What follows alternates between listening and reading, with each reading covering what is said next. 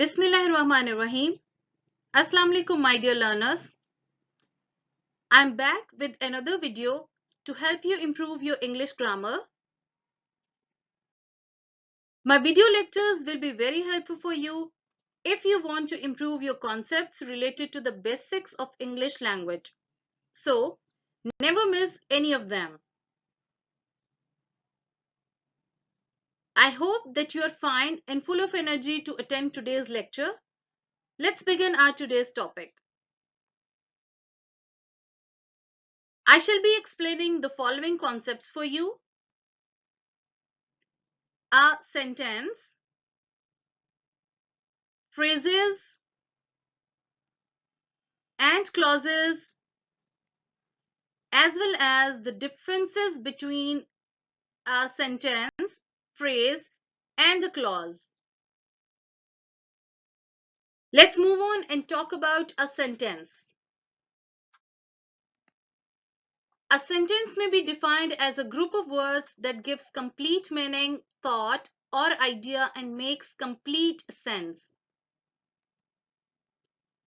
Each sentence begins with a capital letter and ends with a full stop, question mark, or an exclamation mark. Moreover, every sentence should make sense and must contain a subject and a verb. I make the definition shorter for you. The concept actually is that a sentence is such a group of words which conveys complete thought or idea, and it begins with a capital letter and ends with a full stop, question mark, or an exclamation mark. Based on purpose and function, a sentence may be categorized as declarative or assertive, imperative, interrogative, exclamatory, or optative sentences. Let's move on and talk about the examples of different kinds of sentences. Here you can see the first statement, he is a tall boy. It is a simple declarative or assertive sentence. Are you not sleeping? This is an interrogative sentence. You must work hard. This is an imperative sentence because it shows an advice. The fourth statement is, what a beautiful flower it is. This is a sudden expression of feeling, so it is an exclamatory sentence. Long live our leader. This sentence shows the wish, so it is an optative sentence. Now, you can see that all these five sentences are started with capital letters and they have been ended with some punctuation marks, the full stop, question mark, or an exclamation mark.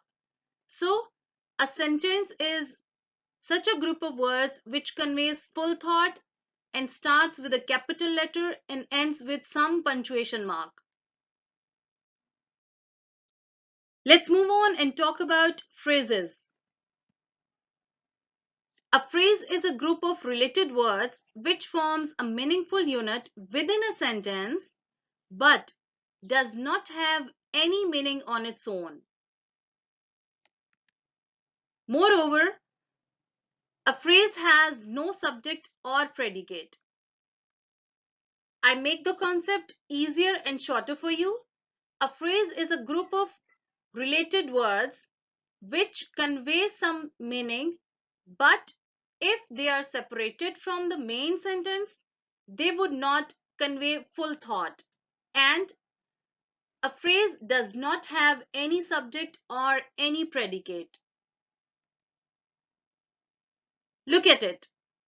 If you say swimming in the pool, you can notice that this group of words is conveying some meaning, but it does not have any subject or any predicate, so it is a phrase. If you say at the bus stop, this is also a group of meaningful words, but they do not have any meaning independently. If you add this phrase in some sentence, then it would convey full meaning. So it does not have any subject or predicate, and thus it is not a full sentence, it is just a phrase. A cool wet afternoon. This is also a group of words conveying some meaning but independently has no meaning of its own and having no subject or predicate, so it is a phrase. If you say the sports car, this is also meaningful unit of words but having no subject or predicate, so it becomes phrase. May enjoy the ride. This is also a group of words without any subject or predicate, but it is having some meaning, so it is a phrase. If you make these phrases a part of a sentence, then they would convey their full idea or thought, but independently they are not conveying any thought or idea, so they are phrases. Look at the examples now. Getting a promotion is an exciting experience for me. You can see that getting a promotion is a phrase and it has been started with the ing form of the verb, which is getting. So it is a gerund, and getting a promotion becomes a gerund phrase. Have a look at the second sentence. I wanted to go for a walk, but there was a guest at home.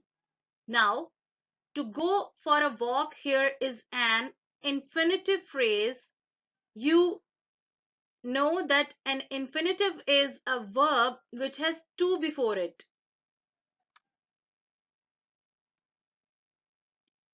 See the third example.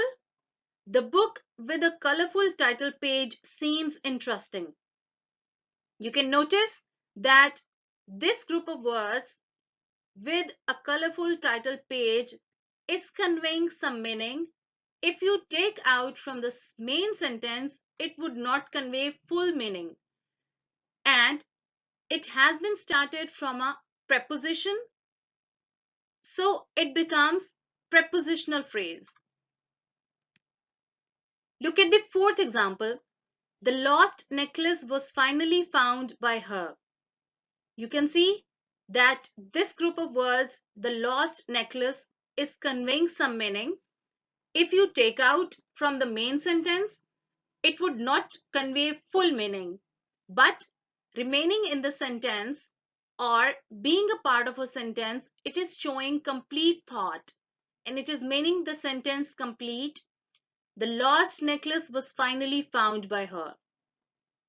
So here the lost necklace is the noun phrase because your focus is on necklace, which is a noun.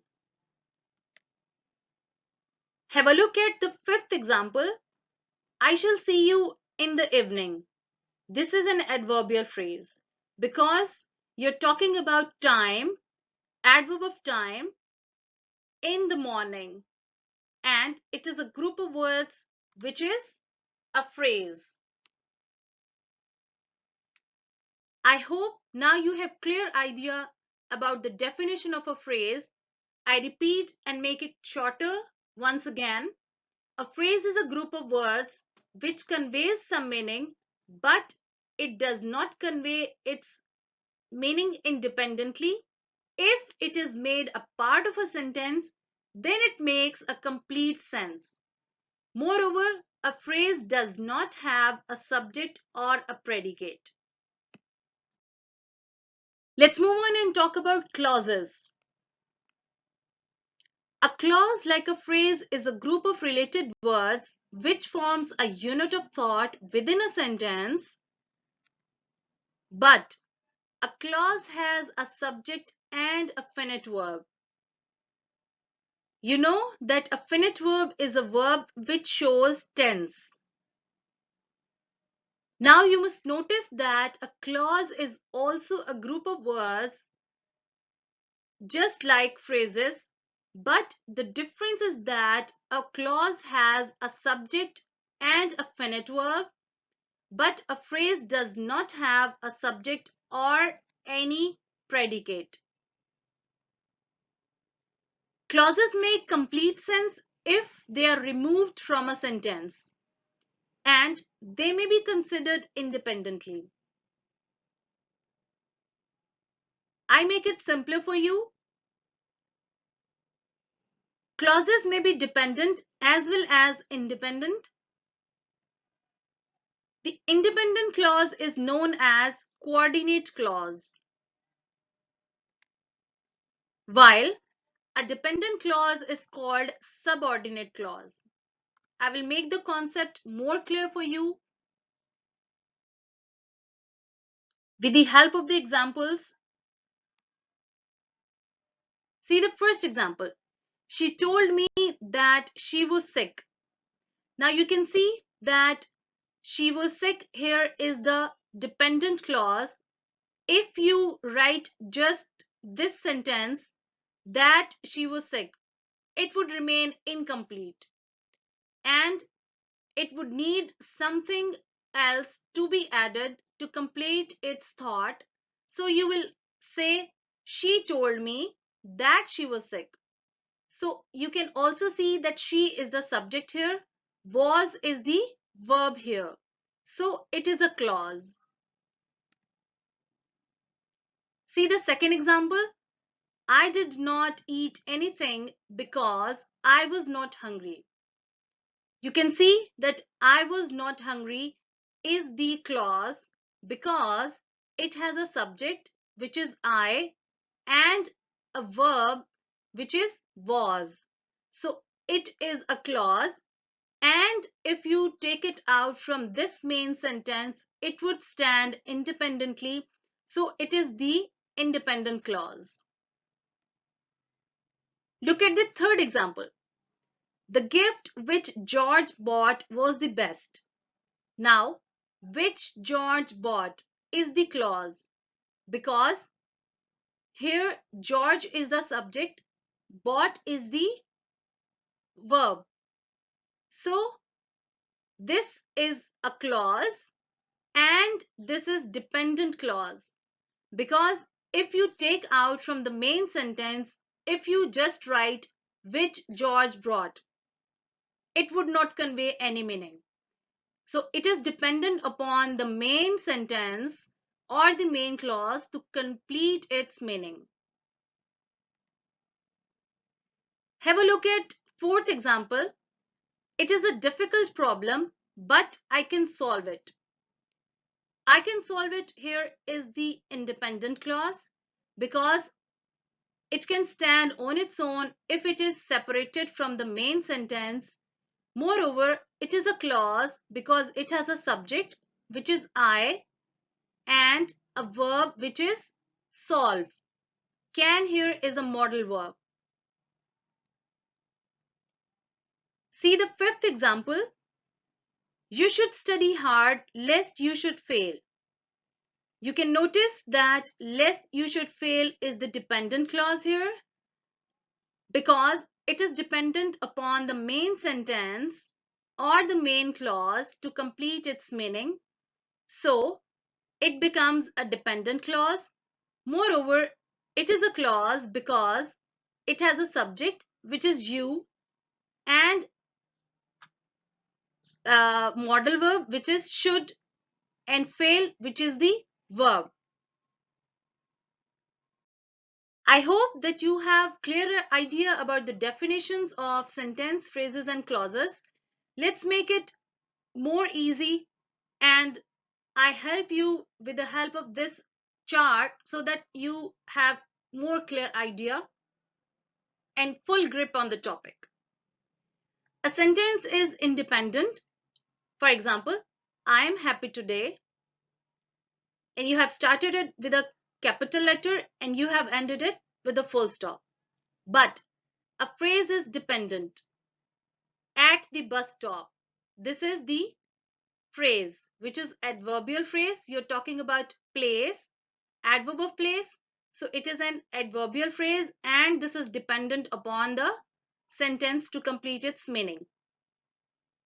While a clause may be dependent or independent, as I have told you earlier, if you say, when the thief broke into the house, this is a clause because the thief here is the subject, broke is the verb.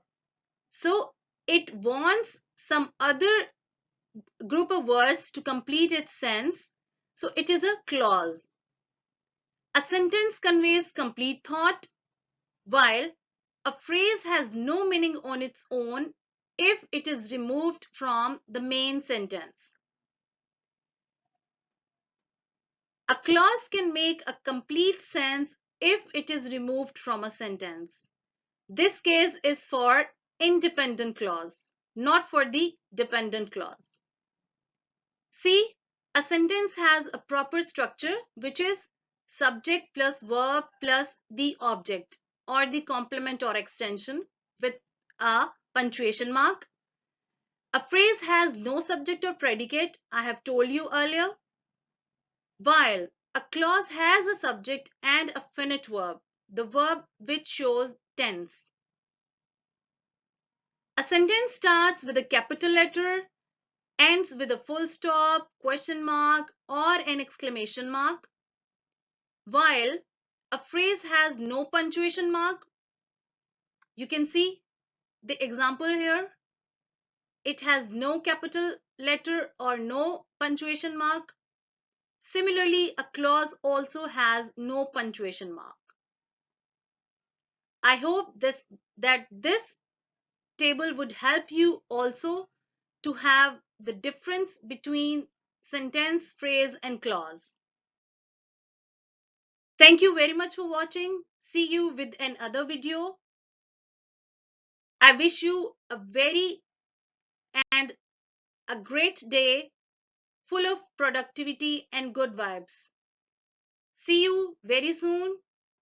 Till then, take care. Allah Hafiz.